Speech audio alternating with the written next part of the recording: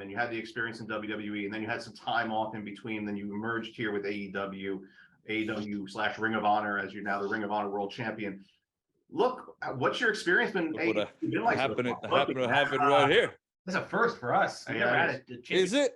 Well, the little, the foam one that I had when I was like 17 years old, 17 years old, or 27, or last week. But this is a real one. What's it been like so far for you, though, Claudio? It's been great.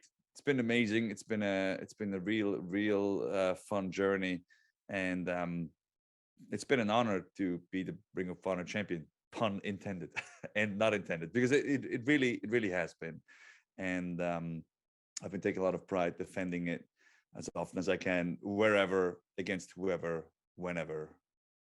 Yeah. How did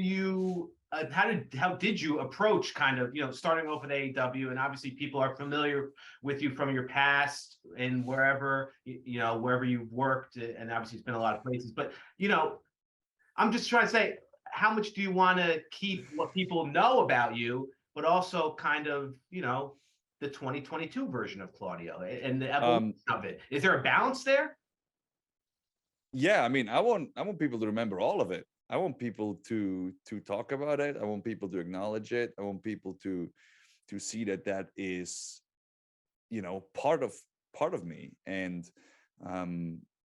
this is obviously, a new chapter in my life, in my career, but it's built on what I have done, because that's kind of what we do in our lives, right? If we need to change, if there's something changing, we kind of build on what we've done. And that's the same with me. I'm very proud of what I've done in my career so far, be it WWE or before WWE with Ring of Honor, for example, right? I mean, that just shows a cool circle that kind of closed at this point, with me being Ring of Honor champion.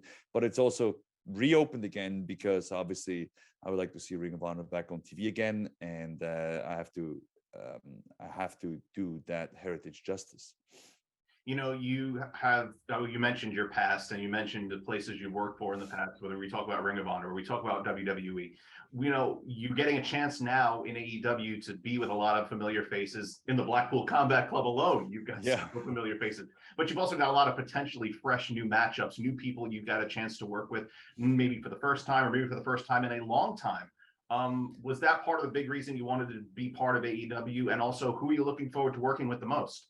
Yeah, definitely. I look at the roster in AEW and I was like, oh man, there's so many people that I want to work with, that want to stay in the ring with, that want to test myself against. And, a lot of them are in the Blackpool Combat Club. A lot of them are not. I just thought about the other day, and somebody asked that same question, and I ended up listing almost the whole Ring of Honor roster. So, you know what I mean?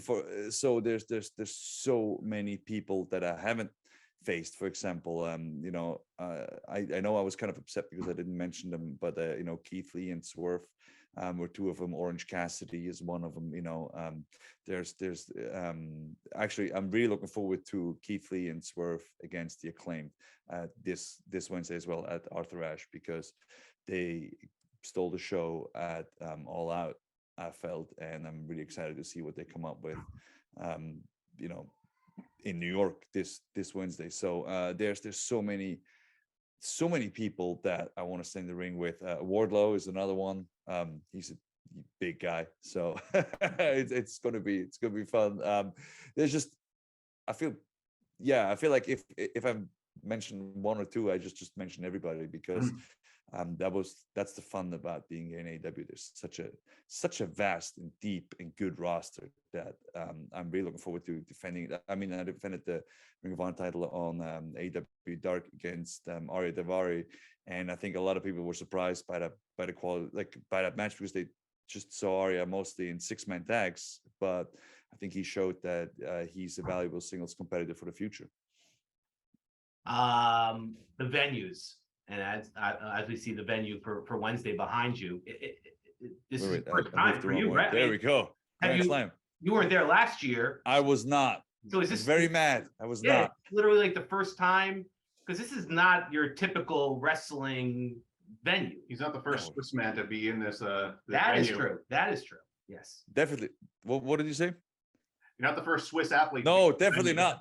Not even the most successful. Not even like the one with the most titles. Not even the most famous. Right. I'm walking in second best Swissman, and I'm so proud to be the second best in that stadium. Because I mean, we just talked about it. To me, Arthur Ashe, I wanted to go there since I moved to the States, and first I couldn't afford it. And then, when I could afford it, and when there were people actually going there for promoted stuff, I was like, just let me go do the US Open. I just want to go to the US Open. Let me go to the US Open whenever that works. I want to go there. Like, that's one of those that, like, I usually didn't push anything, but I was like, I want to go to the US Open. That's what I wanted. And it never worked out schedule-wise or anything appearance-wise. So when I saw that AEW had a show there, I'm like, yeah, of course. Why wouldn't you do a wrestling show at a tennis venue? Because it's built for it, right? It's just the court, and it's right there, and then it just goes up, and it's awesome. And the atmosphere at the US Open has always been absolutely insane, even this year, right? And so I'm very excited for this Wednesday to walk into Arthur Ashe, and I'm pretty sure I'll be scouring all the locker rooms, making sure I see every nook and detail of it. But I'm super pumped. Claudio, forgive me if I forgot it. Have you and Jericho worked a match against? Have you fought each other before? So here's the other thing that I was going to touch on when you asked me who did I want to. There's a bunch of people that I've known from WWE or from even before that. And some of the guys that I have had matches on, like Jericho in WWE, and I wrestled a bunch of times on live events, we never really had,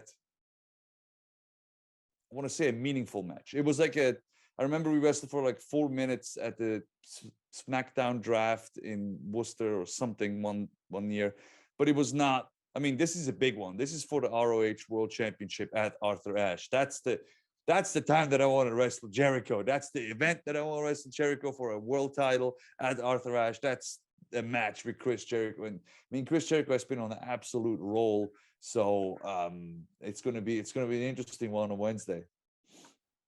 I got it. I mean, you could probably tell already. I kind of take things very simply. So yes, I'll preface that and then my question is, I mean, do you get dizzy? Is that even? There's nothing wrong. 3 times a day, but there's nothing wrong. There's a beauty in simplicity. Right. If you look at my gear, there's a beauty in simplicity. I'm the same way. Simplistic designs on my shirt. It's very simple. I do not get dizzy. Very simple answer. It just doesn't happen. I've been doing the swing for almost 20 years now. Sometimes I do get dizzy. Okay. But that's a very small percentage of the times.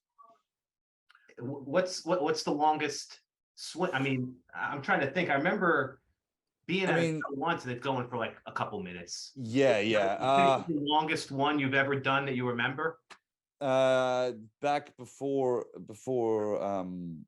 WWE, I think it was at a promotion called Chikara. I swung somebody for the crowd counted to 100. It wasn't quite 100 rotation as the internet let me know, but it was the count to 100.